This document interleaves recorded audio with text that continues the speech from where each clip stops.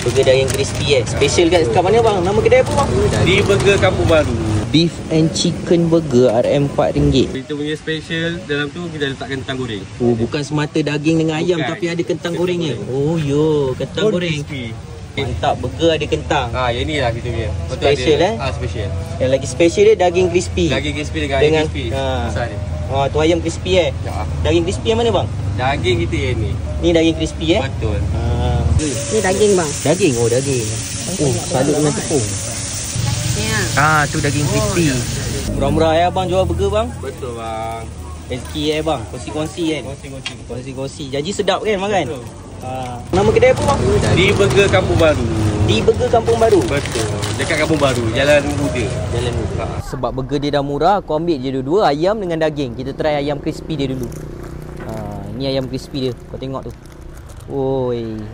Bagi aku RM4 dengan saiz ayam dia ni tak kedekut. Lepas tu yang special dalam ni, tadi brother tu cakap dia ada kentang goreng. Kita nak rasa Bismillahirrahmanirrahim. Kita rasa dulu burger dia. Sos, kentang, ayam goreng semua tak kedekut lah.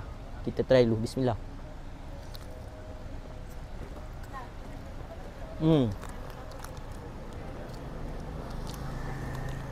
Tepung better, ayam crispy dia memang betul-betul crispy lah.